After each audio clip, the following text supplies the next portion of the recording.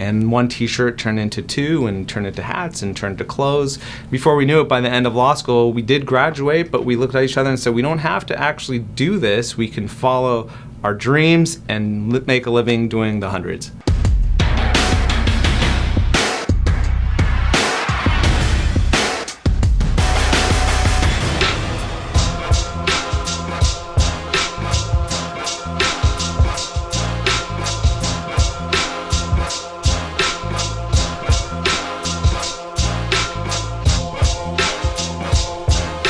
I'm Bobby Hundreds. I'm the co-founder and chief creative officer of The Hundreds. I grew up with Korean immigrant parents and was always told that there wasn't really a viable future, career opportunity in following my more creative interests.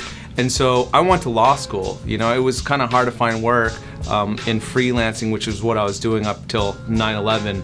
And post 9/11, I was like, well, maybe if I had a stable job, it could support my more creative interests. And so in the middle of law school, I met my friend Ben, who is my business partner to this day on The Hundreds. And you know, we worked together on this project, which was really just design t-shirts, tell the story behind them on my blog, which this was very early on before social media. So thehundreds.com, and it was just me being very transparent with this idea of let's build a brand. You know, it wasn't called streetwear back then, it was just more artist-led independent t-shirt brands. And one t-shirt turned into two, and turned into hats, and turned to clothes.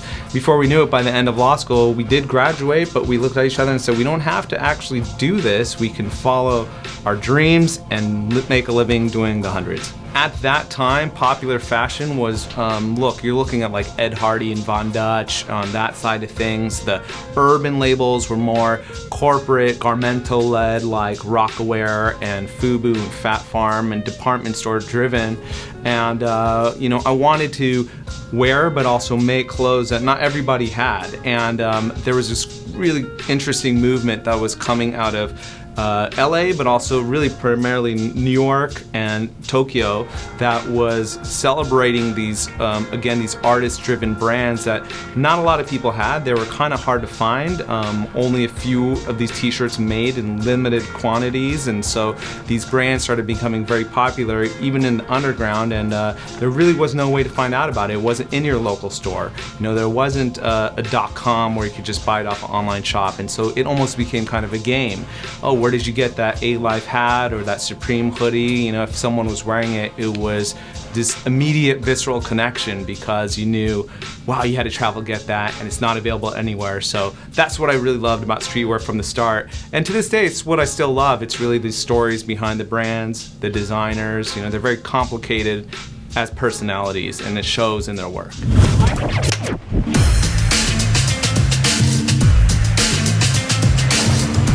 What is streetwear to you guys? How do you answer this without pissing everybody off? I wanted to make this film because I wanted to document the origins of streetwear. It's a story that's never been told before. So this documentary came about 6 years ago, you know, 5 or 6 years ago. I started thinking about it because I realized I worked within the space called streetwear. You know, all my friends are streetwear, we wear streetwear and love this culture, but no one really agrees on what it is or who started it, and a lot of the history and the roots of it have been shrouded in mystery, you know, quite intentionally by design. You know, the guys and the women who are the architects and the godfathers of this stuff that I'm riding their shoulders coming into this game, like they intentionally kept it off the grid, you know?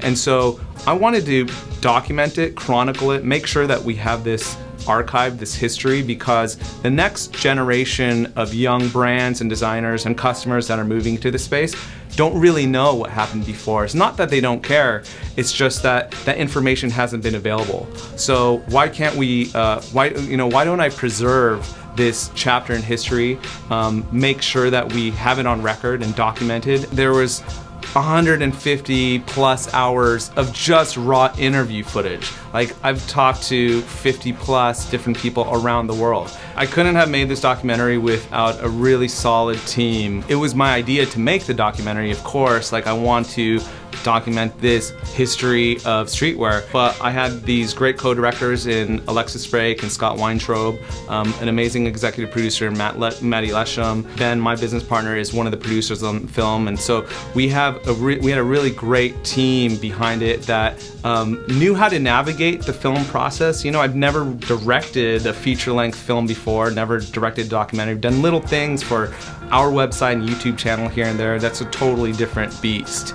And so in telling the story of streetwear through a movie and working with different editors and producers, you know, I was almost a student in the process. It's incredible to see it premiering at the LA Film Festival. You know, it's a big deal to me. It's a big festival, sure, but just the fact that the city is behind it, a lot of local press, a lot of local players are acknowledging it, and in support of this film, it means a lot. I'm very grateful to have had just an idea and to see so many people work so hard, including yourself. You know, just the fact that Power 106, you know, it's a legendary studio, that radio station is interested in hearing about this story. Like, I'm very grateful for. I'm very appreciative.